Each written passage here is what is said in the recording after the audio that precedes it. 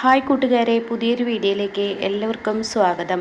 അങ്ങനെ അരവിന്ദനാണെങ്കിലോ ആ ജോലി തനിക്ക് തന്നെ കിട്ടുമെന്ന പ്രതീക്ഷയോട് കൂടി ഇരിക്കുകയാണ് കേട്ടോ. എനിക്ക് തന്നെയാണ്, ഇവർക്കൊന്നും എൻ്റെ അത്ര യോഗ്യതയൊന്നുമില്ല, എനിക്ക് തന്നെയാണ് ഫുള്ള് യോഗ്യത, എന്നെ തന്നെ ആയിരിക്കും വിളിക്കുക എന്നൊക്കെ താൻ തന്നെ തൻ്റെ മനസ്സിനോട് ഇങ്ങനെ പറഞ്ഞു നിൽക്കുകയാണ് കേട്ടോ.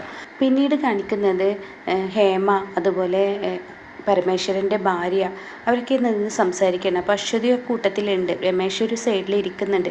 അപ്പോൾ പരമേശ്വരൻ്റെ ഭാര്യ പറയാണ്, എന്തായാലും എൻ്റെ ആൻറ്റി, ഇവിടെ എൻ്റെ ചേച്ചി ഇങ്ങനെയൊക്കെ വന്നത് വലിയ വിഷമമുണ്ട്.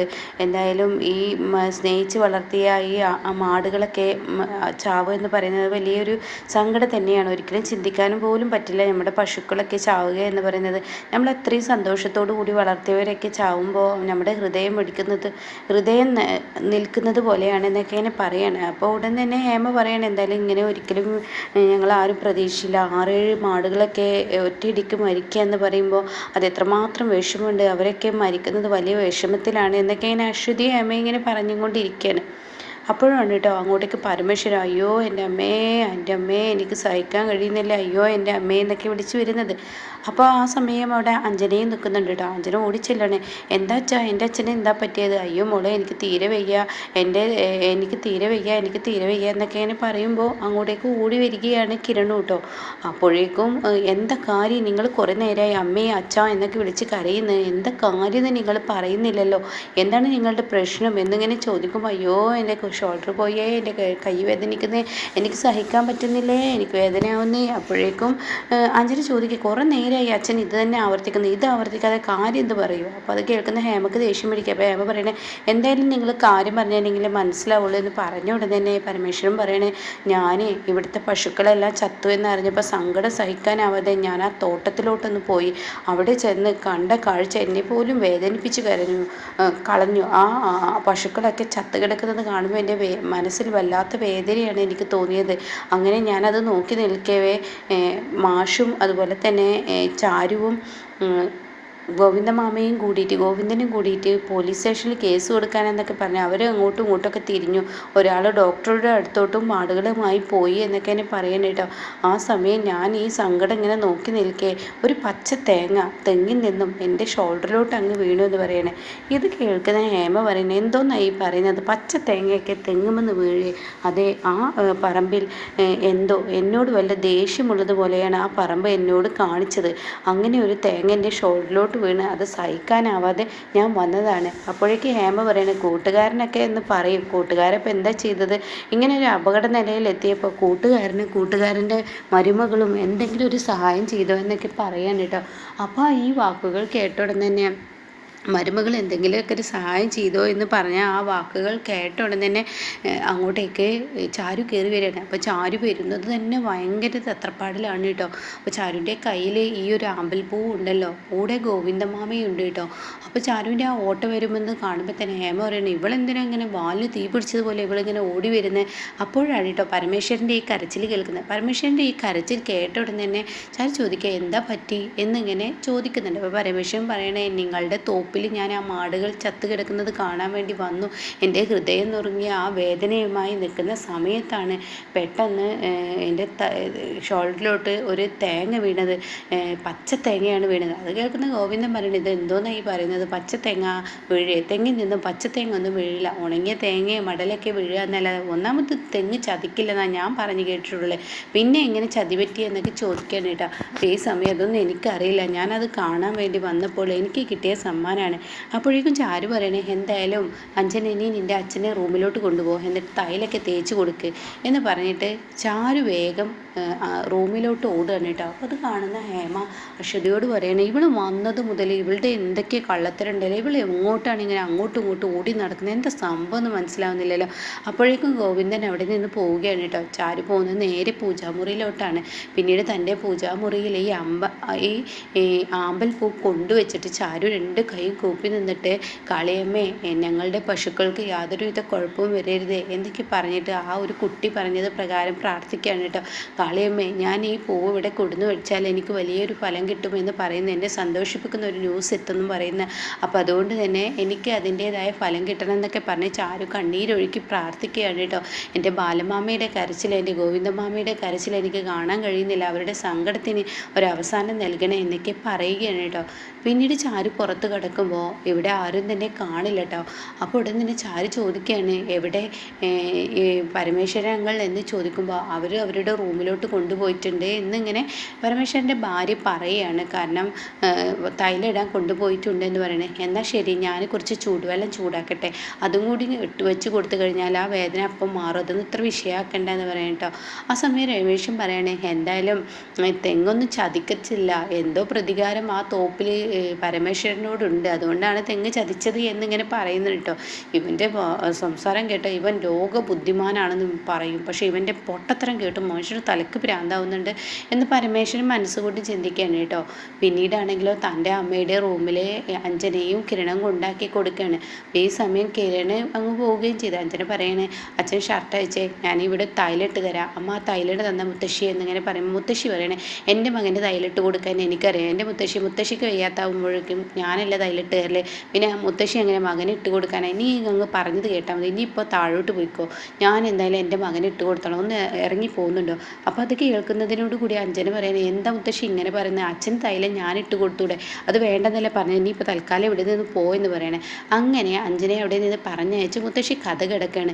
എടാ എന്താ സംഭവിച്ചതെന്ന് ചോദിക്കുമ്പോൾ, അമ്മേ ആ തെങ്ങിൻ തോപ്പിൽ നിന്ന് ഒരു തേങ്ങൻ്റെ, അതല്ലടാ ഞാൻ ചോദിച്ചത്, നീ അവിടെ പോയപ്പോൾ എന്താണ് സംഭവിച്ചത്, ആ ബാലൻ അവൻ കരഞ്ഞു എന്ന് ചോദിക്കുകയാണ്. പിന്നെ 8 മാടുകൾ അവൻ്റെ ചത്ത്, അവൻ്റെ പശുക്കളിൽ 8 ചത്തപ്പോൾ അവൻ്റെ കരച്ചിലുണ്ടല്ലോ, അപ്പോൾ ഞാൻ എൻ്റെ മനസ്സിൽ കണക്ക് കൂട്ടി ആ കരച്ചിൽ അവനിൽ കാണാൻ നിനക്കിന്ന് കഴിഞ്ഞൂലേ, ആ എനിക്ക് കാണാൻ കഴിഞ്ഞു, നമ്മുടെയൊക്കെ വിട്ടേച്ച് പോയത് അവന് ഒരൊറ്റൊരുത്തൻ കാരനാണ് എൻ്റെ ഭർത്താവ് വിട്ടേച്ച് പോയത്, അപ്പോൾ അതുകൊണ്ട് തന്നെ ആ കരച്ചിൽ അവൻ നിന്ന് കരഞ്ഞു, അവൻ കരഞ്ഞു എന്ന് പറയാം കേട്ടോ.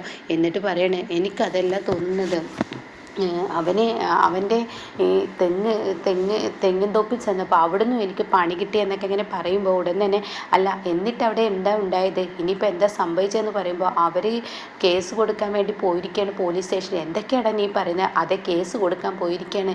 എടാ കേസ് കൊടുത്താൽ നിന്നെ പിടിക്കപ്പെടും, എങ്ങനെ പിടിക്കപ്പെടുവാനാണ്, ആ വെള്ളം അവരെടുത്ത് കൊണ്ടുപോയിട്ടുണ്ട്, മാടിന് കൊടുത്ത് ആ വെള്ളം എടുത്ത് കൊണ്ടുപോയിട്ടുണ്ട്, അപ്പോൾ അതിൽ വിഷമുണ്ട് എന്നാണ് അവർ പറയുന്നത്, അത് കൊണ്ടുപോയിട്ടുണ്ട്. എടാ അപ്പം നീ പിടിക്കപ്പെടില്ലേ.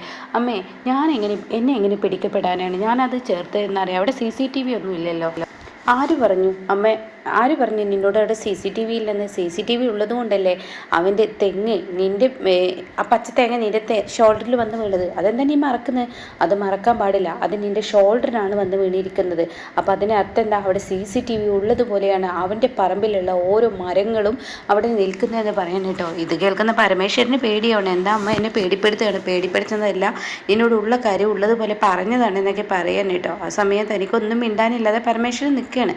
പിന്നീട് ഷേയാണ് കാണിക്കുന്നത്. ഷേയ്ക്ക് ഭയങ്കര ദേഷ്യമാണ്. ആകാശും ബാലനും കൂടി വന്നിട്ട് അവിടെ പ്രശ്നമുണ്ടാക്കിയത് ഷേയ. ഓഹോ, ഇത്രയും പേര് ഭരിക്കുന്ന എൻ്റെ അടുത്ത് വന്ന് അച്ഛനും മകനും എന്നോട് കിടന്ന് ചലച്ചിട്ട് പോയിരിക്കുക, എന്നാൽ നിങ്ങൾക്കുള്ള പ്രതികാരം ഞാൻ ഇപ്പോൾ വീട്ടും. ഏട്ടനും അഞ്ജനും തമ്മി തല്ലുന്ന ആ സീനാണ് ഇനി നിങ്ങൾ കാണാൻ പോകുന്നത്. ഇതുവരെ കണ്ട ഷേയല്ല, ഇനി ഷേയ കളി തുടങ്ങുകയാണ്. ഇത്രയും ദിവസം ഒന്ന് ഒതുങ്ങിയിരുന്ന് കരുതിയപ്പോൾ അച്ഛനും മകനും എൻ്റെ അടുത്ത് വന്ന് ചലിച്ചിട്ട് പോയേ, എന്നാൽ ഇനി കാണാനിരിക്കുന്നേ ഉള്ളൂ എന്നൊക്കെ പറഞ്ഞിട്ട് താൻ ആദ്യം അരവിന്ദനെ വിളിക്കുകയാണ് കേട്ടോ. അപ്പോൾ അരവിന്ദനാണെങ്കിലോ ഇൻ്റർവ്യൂവിന് വേണ്ടി അവിടെ ഇങ്ങനെ ഇരിക്കുന്ന സമയമാണ്.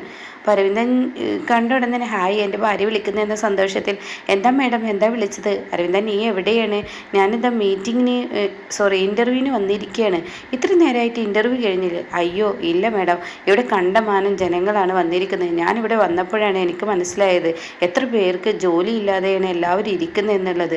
ആ ശരി അരവിന്ദ, എന്നാൽ ഞാനൊരു കാര്യം ചെയ്യാം, ഞാൻ നിനക്ക് ആ ഒരു സ്ഥാപനത്തിലെ മാനേജർക്ക് വിളിച്ച് നിന്നെ പെട്ടെന്ന് വിളിക്കാൻ പറയട്ടെ, ഞാനൊന്ന് റെക്കമെൻഡ് ചെയ്യട്ടെ. അതിൻ്റെ ഒന്നും ആവശ്യം പറ്റില്ല. റെക്കമെൻഡ് ഒന്നും വേണ്ട. റെക്കമെൻഡ് ഇല്ലാതെ സ്വന്തം ജോലി എടുക്കണമെന്നാണ് എനിക്ക് ആഗ്രഹം. ആരുടെയും റെക്കമെൻഡ് ഇല്ലാതെ സ്വന്തം നിലയിൽ നിന്ന് ജീവിച്ച് കാണിക്കാനാണ് ഇനി എൻ്റെ തീരുമാനം. ഓഹോ എൻ്റെ ഒരു പുരാണം എന്നിങ്ങനെ ശ്രേയ മനസ്സുകൊണ്ട് ചിന്തിക്കുകയാണ് കേട്ടോ.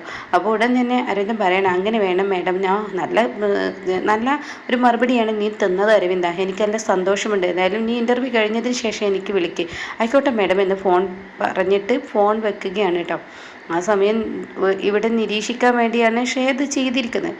അങ്ങനെ ശ്രേയ പിന്നീട് നേരെ അവിടുത്തെ സ്റ്റാഫിനെ വിളിക്കണം. എന്നിട്ട് സ്റ്റാഫിനോട് വിളിച്ചിട്ട് പറയണേ, അതെ പല കമ്പനികളും ഇപ്പോൾ ലൈസൻസ് ഇല്ലാതെ ഓടുന്നു എന്നൊരു വ്യാജ മെസ്സേജ് എൻ്റെ മെയിലിലോട്ട് വന്നിട്ടുണ്ട്. ഒരു മെയിൽ എനിക്ക് വന്നിട്ടുണ്ട്. എന്താ മേഡം, അതും മേഡത്തിൻ്റെ അല്ലല്ലോ വരല്ലേ, ഇവിടുത്തെ എല്ലാവരും യൂസ് ചെയ്യുന്ന ആ മെയിലോട്ടല്ലേ. എൻ്റെ മെയിലോട്ട് വന്നിട്ടുണ്ടെങ്കിൽ അത് അത്രയും സീരിയസ് ആയിട്ടാണ്. അതുകൊണ്ട് തന്നോട് ഞാനൊരു കാര്യം പറയുന്നത്, ഇപ്പോൾ ഏറ്റവും മുന്തി നിൽക്കുന്ന ഇന്ന കമ്പനിയില്ലേ, ആ കമ്പനിയുടെ പേര് പറയുന്നുണ്ട്, അത് അരവിന്ദൻ പോയ കമ്പനിയാണ്. ആ കമ്പനിയാണ് കൂടുതൽ പ്രശ്നം എന്നാണ് ആ മെയിലിൽ എഴുതിയിരിക്കുന്നത്. അപ്പോൾ ആ കമ്പനിയും മറ്റുള്ള കമ്പനിയുടെയും പേര് ഞാൻ പറയാം. പക്ഷേ ആദ്യം വില കൊടുക്കേണ്ടത് ആ കമ്പനിക്കാണ്. അപ്പോൾ ആ കമ്പനിയിൽ എന്താ നടക്കുന്നത്, അവർക്ക് ലൈസൻസ് ഉള്ളതോടു കൂടിയാണ് ആ സ്ഥാപനം കൊണ്ടുപോകുന്നതെന്ന് അറിയാൻ വേണ്ടി താൻ ഇവിടുത്തെ ബിൽ കളക്ടർ ഇല്ലേ, അതായത് ആകാശിനെ പറഞ്ഞു വിടണമെന്ന് പറയാണ്. ഓ ആയിക്കോട്ടെ മേഡം, ഞാൻ പറഞ്ഞോളാം. അങ്ങനെ ആകാശിൻ്റെ അടുത്ത് ചെല്ലാണ്. എന്നിട്ട് സാർ മേഡം ഒരു കാര്യം പറഞ്ഞിട്ടുണ്ട്. എന്ത് കാര്യം? ഇന്ന കമ്പനി ഉണ്ടല്ലോ. അപ്പോൾ ഇങ്ങനെ ആ കമ്പനിയുടെ പേര് പറഞ്ഞ ഉടനെ തന്നെ, അയ്യോ ഇന്നിപ്പോൾ അരവിന്ദൻ പോയ കമ്പനിയാണല്ലോ, ഇൻ്റർവ്യൂക്ക് പോയ കമ്പനിയാണല്ലോ, ഇതെന്താ ഈ കമ്പനി തന്നെ എടുത്തിട്ട് പറയുന്നത്, ആ കമ്പനി ലൈസൻസ് ഇല്ലാതെ പ്രവർത്തിക്കുന്നു എന്ന വ്യാജ മെസ്സേജ് പ്രവർത്തിക്കുന്നു എന്ന മെയിൽ മാഡത്തിൻ്റെ ഇതിലോട്ട് വന്നിട്ടുണ്ടെന്ന് പറയണം. അപ്പോൾ അത് കേൾക്കുന്നതിനോട് കൂടിയിട്ട് ആകാശ് പറയണേ, എങ്ങനെ അതിൽ പിന്നെ അങ്ങനെ ഒരു മെയിൽ വരിക, ഇവിടെ എല്ലാവരും യൂസ് ചെയ്യുന്ന ഒരു മെയിൽ ഐ ഡി ഉണ്ട്, അതിലോട്ടല്ലേ വരേണ്ടത്. അതെനിക്കറിയത്തില്ല, മാഡം എന്നോട് പറഞ്ഞു ആ ഡ്യൂട്ടി നിന്നോട് ഞാൻ ചെയ്യാണ്, എനിക്ക് പോവാതിരിക്കുക എന്തെങ്കിലും ചെയ്യുക, അത് ഞാൻ പറയാനുള്ളത് പറഞ്ഞു. അപ്പോൾ അത് കേൾക്കുന്ന ആകാശിനും ഒരു മനസ്സിന് എന്തൊക്കെ പൊരുത്തക്കേട് തോന്നുകയാണ്. കാരണം അരവിന്ദൻ പോയിരിക്കുന്നത് ആ കമ്പനിയിലോട്ട്, അപ്പോൾ എന്നോട് അവിടെ എത്താൻ പറഞ്ഞിട്ടുണ്ടെങ്കിൽ എന്തോ ഒരു ചതി അവിടെ ഒരുക്കിയിട്ടുണ്ട്, അത് ഉറപ്പാണ്. എന്തായാലും പോയി നോക്കട്ടെ എന്ന് പറഞ്ഞിട്ട് താൻ അവിടെ നിന്ന് ഇറങ്ങുമ്പോൾ ഇവളിങ്ങനെ ഗ്ലാസ്സിനുള്ളിലൂടെ നോക്കുന്നുണ്ട് കേട്ടോ ശ്രേയ. പിന്നീട് കാണിക്കുന്നത് പരമേശ്വരൻ താഴോട്ട് ഇറങ്ങി വരികയാണ്. പരമേശ്വരൻ ബനിയനൊക്കെ ഇട്ടിട്ട് ഷോൾഡറിലോട്ട് തോർത്തൊക്കെ വിരിച്ച് പരമേശ്വരൻ പതിയെ ഇങ്ങനെ വരികയാണ്. അപ്പോഴും പരമേശ്വരന് വേദന സഹിക്കുന്നില്ല. കൂടെ രൗദ്രതി അമ്മയും അതുപോലെ കിരണും അഞ്ജനയും അവരുടെ ഭാര്യയൊക്കെ ഉണ്ട് കേട്ടോ. അപ്പോൾ താഴോട്ട് ഇറങ്ങി വരികയാണ്. അപ്പോൾ ചാരു വന്നിട്ട് പറയാണ്, എന്തായാലും വേദന മാറിയോ, ഇനി എന്തായാലും കുറച്ച് ചൂടുവെള്ളം പിടിച്ചു കഴിഞ്ഞാൽ അതിനോട് കൂടി നിന്നോളൂ എന്നൊക്കെ പറയണം. ഓ ശരിയാണ് എന്നൊക്കെ പറയുന്നതിനിടയ്ക്ക് അങ്ങോട്ടേക്ക് അല്ല നമ്മുടെ ബാലൻ വന്നില്ലേ, ഇതുവരെ ബാലൻ വന്നില്ലേ എന്നിങ്ങനെ ചോദിക്കുകയാണ് പരമേശ്വരൻ. അപ്പോൾ സമയം ബാലൻ അങ്ങോട്ടേക്ക് കടന്നു വരികയാണ് കേട്ടോ. മോളെ എന്ന് പറഞ്ഞ് വിളിച്ചു വരുമ്പോൾ ആ പരമേശ്വരൻ ആ ഊ എന്നൊക്കെ പറയുന്നത് കേൾക്കുന്നത്. എന്താ പരമേശ്വരൻ നിനക്ക് പറ്റിയതെന്ന് ചോദിക്കുമ്പോൾ, നിൻ്റെ തോപ്പ് ചതിച്ചു എന്നെ, അവിടെ ഒരു പച്ചത്തേങ്ങ എൻ്റെ ഷോൾഡറിലോട്ട് വീണ്. എന്തൊക്കെ നീ പറയുന്നത്? അതെ പച്ചത്തേങ്ങ എൻ്റെ ഷോൾഡറിലോട്ട്, പച്ചത്തേങ്ങ വീഴുകയോ? അത് കേട്ട ഉടൻ തന്നെ പച്ചത്തേങ്ങ വീഴുന്നത് അങ്ങനെ വിശ്വസിക്കാൻ കഴിയുന്ന ഒരു കാര്യമല്ല. അത് കേൾക്കിട്ട ഉടൻ തന്നെ ഉടൻ പറയുകയാണ് രമേശ്, എന്തായാലും വിശ്വസിക്കാൻ കഴിയണം. എനിക്ക് ഈ വാഴ എന്നൊക്കെ പറയുന്നത് വലിയ ഇഷ്ടമാണ്. അതിലുണ്ടാവുന്ന കായ പഴുത്ത് തിന്നുക എന്നൊക്കെ പറയുന്നത് എനിക്ക് നല്ല ഇഷ്ടമാണ്, നല്ല കഴിച്ചിട്ടുണ്ട്. അതുപോലെ തന്നെ നിങ്ങൾക്ക് തേങ്ങാ ചട്ടിനിയും തേങ്ങ വെച്ചുണ്ടാക്കുന്ന കറിയൊക്കെ പരമേശ്വരൻ അങ്കിളിന് ഇഷ്ടമാണോ? അപ്പോൾ അത് കേട്ടോടെ തന്നെ അയാൾ പറയണു, ഓ ഇഷ്ടമാണ് എൻ്റെ രമേശ, എന്തിനാ അത് ചോദിക്കുന്നത്? അപ്പോഴൊക്കെ പരമേശ്വരൻ്റെ ഇവൻ്റെ തമാശ കേൾക്കാൻ വലിയ ഇഷ്ടമൊന്നും ഇല്ല കേട്ടോ. ഇഷ്ടമാണ്. അല്ല അങ്ങനെ നമ്മളെ എന്ത് സാധനത്തിനെ ഇഷ്ടപ്പെടുന്നത്, ആ ഇഷ്ടപ്പെടുന്ന സാധനങ്ങളാണ് തിരിച്ചടി നൽകുന്നത്. അങ്ങനെ ഒരു തിരിച്ചടിയാണ് എനിക്ക് കിട്ടിയതെന്ന് പറയാൻ കേട്ടോ. ഒരു ഒളിഞ്ഞ തമാശ പറച്ചിൽ എന്നിങ്ങനെ മനസ്സുകൊണ്ട് പരമേശ്വരൻ ചിന്തിക്കുകയാണ്. അപ്പോഴേക്കും ബാലൻ പറയണേ, എന്തായാലും നിനക്കിപ്പോൾ കുഴപ്പമൊന്നുമില്ലല്ലോ? ഇല്ല ഇപ്പോൾ കുഴപ്പമൊന്നുമില്ല. അപ്പോൾ രൗദ്രജയമ്മ പറയണേ, എന്തായാലും നിൻ്റെ പശുക്കൾ ചത്തതിൻ്റെ വിഷമാണ് അവന്. അപ്പോഴേക്കും പരമേശ്വരൻ പറയണേ, നിൻ്റെ പശുക്കൾ ചത്ത് കിടക്കുന്നത് കണ്ടപ്പോൾ എൻ്റെ ഉള്ളൊലിഞ്ഞ്. അപ്പോൾ ബാലൻ്റെ മനസ്സൊടയുകയാണ് കേട്ടോ. അപ്പോൾ ബാലൻ സങ്കടത്തോടു കൂടി, ഞാൻ എത്ര കഷ്ടപ്പെട്ട് സ്നേഹിച്ച് എൻ്റെ മക്കളെ പോലെ വളർത്തിയ ആ പശുക്കൾക്കാണ് ഇന്ന് ഇപ്പോൾ 8-9 എണ്ണം ചത്തു വീണിരിക്കുന്നത്, ഇനി എത്ര എണ്ണം വീഴുമെന്ന് പറയാൻ പറ്റത്തില്ല എന്നൊക്കെ ഇങ്ങനെ പറയുമ്പോൾ ബാലനൊരു ഫോൺ കോൾ എത്തുകയാണ്. അപ്പോൾ അത് ഇവർ ആസ്പത്രിയിലോട്ട് കൊണ്ടുപോയിരിക്കുകയാണല്ലോ പശുക്കളെ.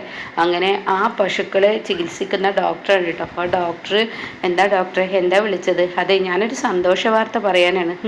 എനിക്കെന്ത് സന്തോഷ വാർത്ത എന്ന് ബാലൻ അപ്പോഴേക്കും പറയാണ്. എൻ്റെ 8 പശുക്കളെ ചത്ത എനിക്കാണ് സന്തോഷ വാർത്ത. അയ്യോ ചത്തിട്ടുണ്ടെങ്കിലല്ലേ ചത്ത് എന്ന് പറയാൻ പറ്റുള്ളൂ ചത്തിട്ടുള്ളൂ.